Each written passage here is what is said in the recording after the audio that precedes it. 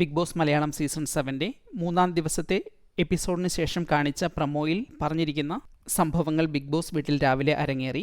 വീട്ടിലെ 3 മത്സരാർത്ഥികൾ ചേർന്ന ശൈത്യയെ കട്ടിലോടെ തൂക്കി. ഇവർ ഇതിനുവേണ്ടി തിരഞ്ഞെടുത്ത സമയം ബിഗ് ബോസ് വീട്ടിൽ പാട്ട് പ്ലേ ചെയ്ത് ഡാൻസ് ആരംഭിക്കുന്നതിന് ഏതാനും മിനിറ്റുകൾ മുമ്പ് മാത്രമാണ്. ഈ സമയത്തിൻ്റെ ഏറ്റവും വലിയ പ്രത്യേകത, ഈ സമയത്തിന് മുൻപ് തന്നെ പല മത്സരാർത്ഥികളും ഉണരുകയും വാഷ്റൂമിലും ചുറ്റുവട്ടത്തും ഗാർഡനിലുമൊക്കെ ആളുകൾ ഉണ്ടാകുകയും ചെയ്യുന്ന സമയമാണ്. അതുകൊണ്ട് തന്നെ ഈ 4 മത്സരാർത്ഥികളും ചെറിയ തോതിലുള്ള അനക്കങ്ങളും മറ്റും കേട്ടാൽ ശ്രദ്ധിക്കില്ല. കാരണം ഇത് മറ്റു മത്സരാർത്ഥികൾ നടന്നു പോകുന്നതാകാം എന്ന് വിചാരിക്കും. മാത്രമല്ല, രാത്രി മുഴുവൻ കാത്തിരുന്നതിന് ശേഷം അവസാന മണിക്കൂറുകളിൽ ഒന്നുറങ്ങാം എന്ന് വിചാരിച്ച് ഇനി ആരും തങ്ങളെ ശല്യം ചെയ്യാൻ വരില്ല എന്ന പ്രതീക്ഷയോടെ ഒരു ഡീപ്പ് സ്ലീപ്പിലേക്ക് പോകുന്ന സമയം കൂടിയാണ്. ഈ 2 അഡ്വാൻറ്റേജുകളും ഈ സമയത്തിനുണ്ടായിരുന്നു. രാവിലെ അനീഷ് എഴുന്നേറ്റ് വന്ന് കുറേ സമയം ഇവരുടെ അടുത്ത് ഇരുന്ന് ഇവർ ഉറങ്ങുന്നത് കണ്ടുകൊണ്ടിരിക്കുന്നുണ്ടായിരുന്നു. അതിനുശേഷം അനീഷ് അവിടെ നിന്നും എഴുന്നേറ്റ് പോയ തക്കം നോക്കി ഇത് ശ്രദ്ധിച്ചു നിന്ന ബിന്നി അപ്പാനിയെയും അക്ബറിനെയും വിളിച്ചുകൊണ്ടുവന്ന് വളരെ ശ്രദ്ധയോടുകൂടി ശൈത്യയെ കട്ടിലോടുകൂടി എടുത്ത് ഉയർത്തി റെഡ് മാർക്ക് ചെയ്ത സ്പോട്ടിലേക്ക് കൊണ്ടുപോയി. ഈ ചിത്രത്തിൽ നോക്കിയാൽ അറിയാം, ആ റെഡ് മാർക്കിലേക്ക് അക്ബർ കയറുന്നതിന് തൊട്ടു മുൻപ് ശൈത്യ കട്ടിലിൽ നിന്ന് എഴുന്നേറ്റു. അങ്ങനെ ആ ശ്രമം പരാജയപ്പെട്ടു.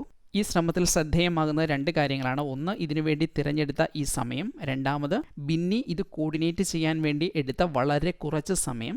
അതുകൊണ്ട് വളരെ പെട്ടെന്ന് നടത്തിയ ഒരു പ്രവൃത്തി.